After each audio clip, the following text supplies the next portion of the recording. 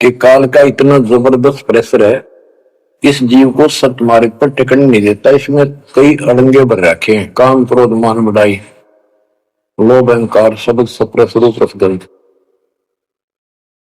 जैसे गोरखनाथ जी को परमात्मा ने सब सिद्धियों में फेल कर दिया, तब उसकी अकल ठिकाना आई और उसने फिर कबीर साहब से ज्ञान सुना, दीक्षा भी ली।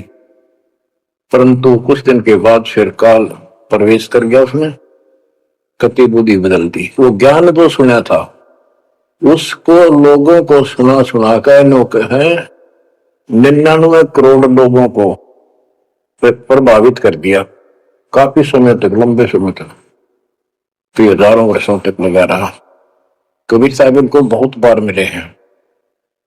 तो कहने का भाव ये है कि गोरख ज्ञानी कहला जबरदस्त, और साधना वो तब वो बकवाद करेगा। तो इस प्रकार गरीबदास जी ने कहा, गोरख से ज्ञानी मिले सुख दे जति जिहान, सीता सी गो भारी संत दूर स्थान। तो ऐसे ही शिव जी के साथ बनी हुई है।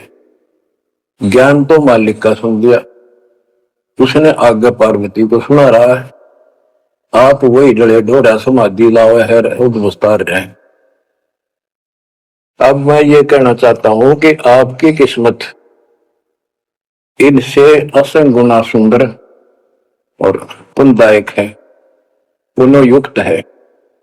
आपको वो सच्चा मार्ग, सच्ची भक्ति मिली। यदि आप आज जरा सा भी अच्छी पोस्ट प्राप्त होते और कोई धन अच्छा होता, 10-5 नौकर यशमैन होते, आप कदे भी ना मानते भगवान ने।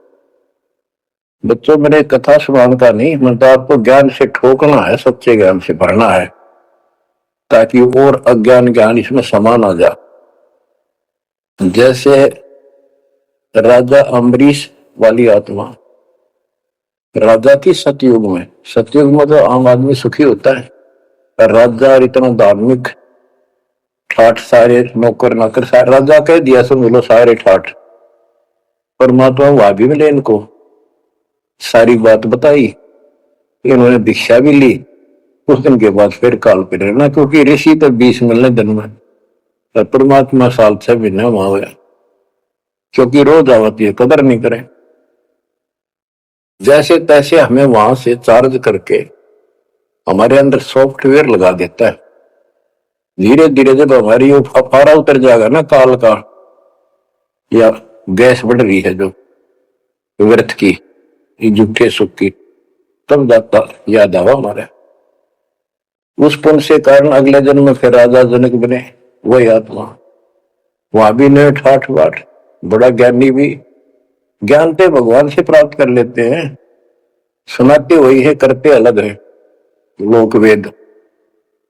राजा जनक के जीवन को भी भोग कर जब ये कति घसियारा हो गए, इससे पल्ला कुछ नहीं रहा, सारे पुण्य समाप्त हो गए, फिर बाबा नानक रूप में जन्मे। जब मालिक का ज्ञान माना, जब खुद नौकर लाग गया, और पहले दुनिया नौकर थी इनकी। तो आज आप कितने ही गरीब हो, कितना ही पैसा है, इतना नहीं है जो आप बकवाद कर लो। इसलिए अब बात समझ में आ गई आपका। शुक्र मनाओ उस परम पिता का, बंदी छोड़, वो सारे खेल दाता के किए, ये सब खेल हमारे किए, हमसे मिला सो निश्चय किए। तो यू है ज्ञान, सार ज्ञान, इसको मूल ज्ञान कहते। ये ना किसी ने इस कलयुग में सुनाया और ना कोई आगे सुना सकेगा, क्योंकि ज्ञान ही फाइनल हो गया। सुनाया उनकी मानी नहीं, परमात्मा ने सुनाया, वह बुद्धि माई नहीं, क्योंकि हम इनको सब झूठ मानते थे। और पहले दास ने आपको शब्द ग्रंथों से ये स्पष्ट कर दिया कि कबीर साहब के अतिरिक्त नथिंग एल्स, कुछ भी नहीं है, कुछ भी कोई भी। अब दास जो कह रहा है आपकी सारी हृदय में समा रही।